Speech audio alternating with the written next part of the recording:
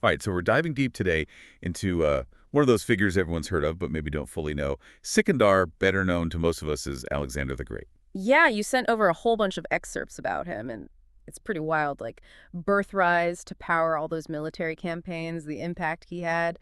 It's a lot to unpack. That's the goal, though, right? To kind of boil it down to what makes this guy's story so captivating and what it tells us about, power, ambition, the whole shebang. Exactly. We're going beyond just like, oh, he won a bunch of battles Yeah. to really get into the deeper currents of his life and his legacy. Okay, so we start way back, 856 BCE, born in Pella in Macedonia. Yeah. A prince, obviously. But what jumps out from these sources is it's not just being royal that made him stand out. Right. Even as a kid, there are these stories about his intellect, like off the charts intelligence, and then this knack for military thinking that you just don't see in a little kid. Yeah, and you got to think his education played a huge role, too. I mean, Yeah. tutored by Aristotle. Can you imagine being a fly on the wall for those conversations? Seriously, like Aristotle's whole emphasis on strategy, not just battles, but how you lead, how you understand different cultures. It seems like that really got baked into Alexander's approach. It wasn't just about brute force, it was about a much bigger picture. And that becomes so clear when he takes over, right? 20 years old, his father gets assassinated 336 BCE, and boom, he's in charge. Consolidates power in Greece, and then sets his sights on this massive goal, conquering the Persian Empire, which is just mind-blowing when you think about it. Totally. And I mean, yeah, his dad had started poking around that idea, but the way Alexander took it and ran with it is what's incredible. Think about those battles against Darius III, Granicus, Issus, Gaugamela. These are textbook examples of military brilliance. So it's more than just him being a good general, Yeah. right? Because he's often outnumbered in these fights. Exactly. What's fascinating is how consistently he outmaneuvered his enemies. His grasp of terrain, his ability to inspire his troops, that was crucial. It wasn't just about having more soldiers, it was about strategy leadership. That's where he really shines. And these victories lead to him controlling this huge territory, right? From Egypt all the way over to what's now Pakistan. He declares himself king of Asia, and here's the thing. He starts adopting Persian customs. It's not just about crushing them and imposing Greek rule. And that's where things get really interesting. Was this a genuine attempt at blending cultures or a smart political move to keep control of such a diverse empire?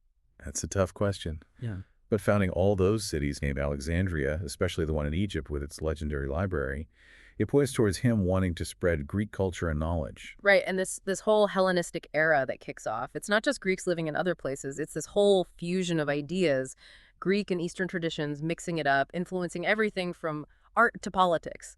It's a huge ripple effect. Huge, and it lasts for centuries.